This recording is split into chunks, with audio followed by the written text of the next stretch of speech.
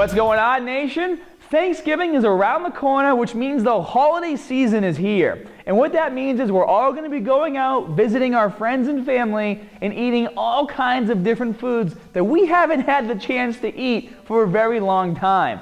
And that's why a lot of us look forward to the holiday season. Yes, it's a season of giving, but it's also a season of eating. Especially for me, I like to overindulge, but it's all about making the right choices. Because let's be realistic. We're all here because we're into fitness, but I'm not going to tell you to go to grandma's house with the container full of lean cuts of salmon and asparagus where everyone else is digging into turkey and mashed potatoes and pies and all that other good stuff. So what we're going to do is go over some tips. Whether your goal is to continue to try to lose weight, we're going to show you how to make the right food choices so that your calories don't explode over the next 2 months. And if you're trying to gain muscle, I need to make sure you're eating enough protein to keep your gains. Because I know you guys aren't going to be out whipping out your phone apps with your macro and calorie counters to make sure all the food on your plate hits your macros. That's going to be my job. So let's take a quick look at some tips to help you prepare for Thanksgiving dinner. All right, guys, it's Thanksgiving Day and it's time to eat breakfast. Now for breakfast, I want you to focus on a high protein breakfast because I know you're probably going to be consuming a lot of carbohydrates later at dinner. The easiest things to go after in the morning are going to be things like eggs, egg whites, an egg white omelet, maybe a protein pancakes, some Greek yogurt, or maybe just a big protein shake in general. And I also want you guys to start filling up on water as well. It's going to help you stay satisfied so that by the time you get to dinner, your eyes aren't like hungry eyes where you're looking at everything and they're making the choices for you instead of you thinking rationally about the food you're going to eat to make sure you don't explode on your calories. So now you're sitting down, you have your dinner plate, and it's time to go up and get your food. What I want you to do, especially those of you who are trying to make muscle gains right now, is I want you to focus on filling 3/4 of your plate with meat. Now whether you're eating turkey, ham, shrimp, fish, steak, or whatever your family is serving, load that plate with meat. Because you want to make sure you're hitting your protein goals for the day. Now for those of you who are eating turkey, just so you know, 6 medium slices, which are like 3 by 2 inches, that's about 50 grams of protein right there. So if you fill 3/4 of your plate with turkey, you're getting almost 80 to 100 grams of protein just on that first plate. And also keep in mind, if you do have the choice, that for every 3 ounces of white meat when compared to dark meat, you're actually getting 50 calories less and 4 grams less of fat when eating the white meat instead of the dark meat. So if you want to eat more, go for the white. Now that you have your plate full of meat, it's time to go after the side dishes. But keep in mind that side dishes can raise just as much of a red flag as desserts can.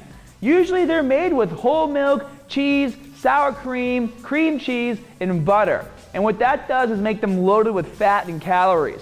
Now obviously there are exceptions to the rules, but I know in my family when they're making mashed potatoes, it's pouring milk with this hand and sticks of butter being thrown in with that hand. So if you are going to go after things like mashed potatoes, get a small portion of those first. And then go after the healthier choices like the vegetables. Something that I like to do is actually go after rice if that's there. Because there's not really much of an opportunity to cook the rice with all kinds of whole milk and butter and things like that. So it's definitely the healthier choice if it's made available to you. Now once you finish your first plate, I want you guys to really take a 15 to 20 minute break. This is going to give your body the time it needs to realize that it's actually starting to get full. What happens to a lot of us on Thanksgiving is we're so excited to eat all the amazing food that we just go up for seconds and thirds right away, and then 20 minutes later we get hit by like a wall and the brain is just like, you need to stop eating right now. And what happens? You start to feel lethargic and you want to go lay down and take a nap, and then you wake up and Thanksgiving's over and you usually miss the desserts because your family ate them on you, and that's not really a good thing. Kind of happened to me last year. I don't want it to happen again this year. So take that 15 or 20 minute break and then go for your second plate, because you'll also make smarter choices because you'll know how full you are. And then if you make the smarter choices with your second plate, you'll definitely have room for dessert, and we're going to talk about that next. All right, nation, now it's time for my favorite part of Thanksgiving, which is desserts. And desserts are all about portion control. You have to understand that you need to eat 500 calories over your BMR a day or 3,500 calories a week in order to gain 1 pound of fat. So if you've already followed these tips for breakfast and dinner, you're not going to be too far off of your calorie goal for the day when it comes time for dessert. So 1 slice of pie, 2 slices, you're probably going to be okay. 3 or 4, you might be overdoing it. So portion control. Now usually at the dessert table, what I like to do first is attack things with raw fruit. So usually there's like strawberries covered with chocolate or fruit salad. That way, once again, if I'm eating this first, there's not going to be as much room left for me to eat to fill up on the other junk. And that's what it is. Usually it's junk. And speaking of that, the small pieces of like candy and treats, you really want to try to stay away from those. Things like brownies and cookies, it's really hard to eat just one of those. So if you can, try to avoid the small things so you don't overeat on those and go after something solid like a solid piece of pie. Now in my culture, or my family, what we typically like to do is put things like a scoop of ice cream on top of the pie. For me, I like to not do that, but if you still feel like you want to make the pie a little bit more moist, stay away from the ice cream and go with a little bit of whipped cream instead. And there's also a few more things I can tell you guys about pie choices to help you make the smarter choice when it comes to dessert.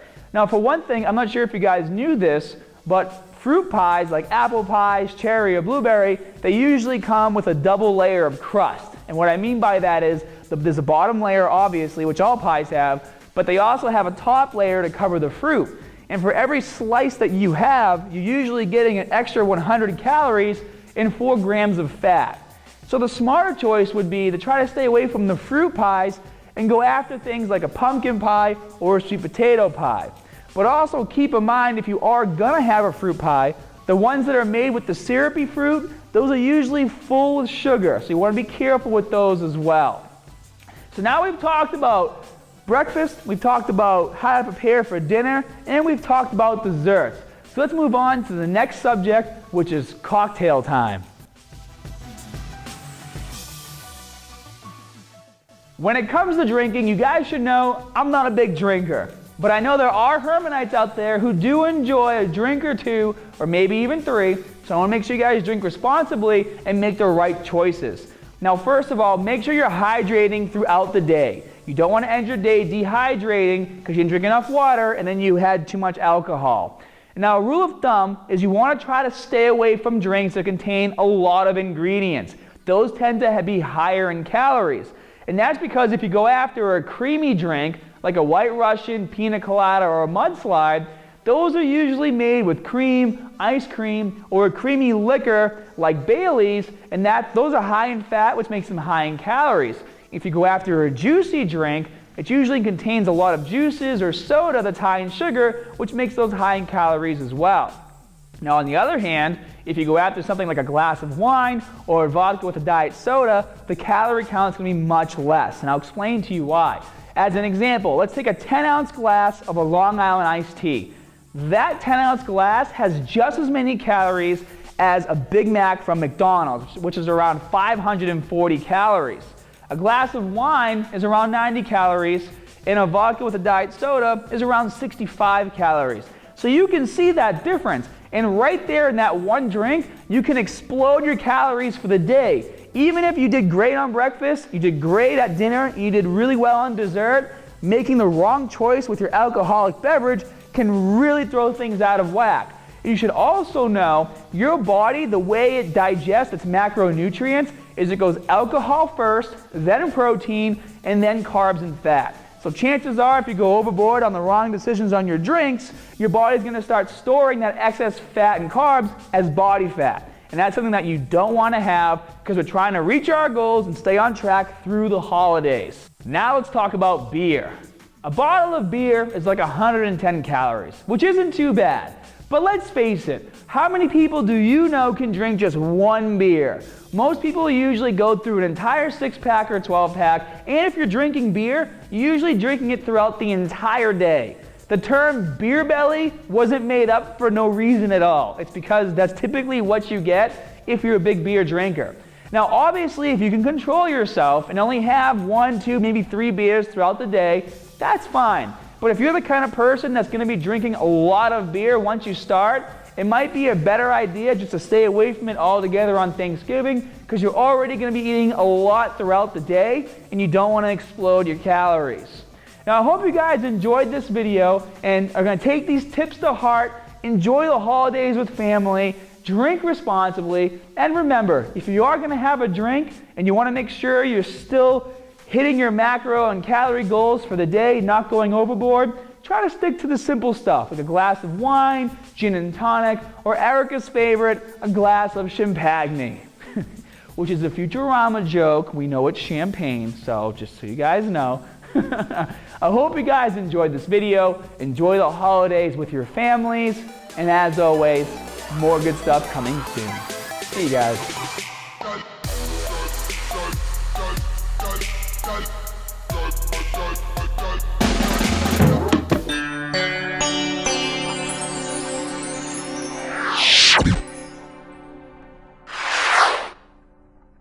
Now, when it comes to drinking alcohol, you guys should know I don't drink that much. So for me on Thanksgiving, I'll usually only have 1 or 2 drinks anyways, so I'm good to go.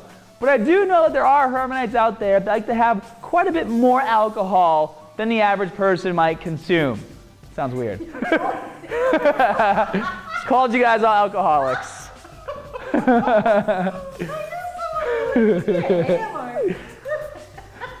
All right, cut.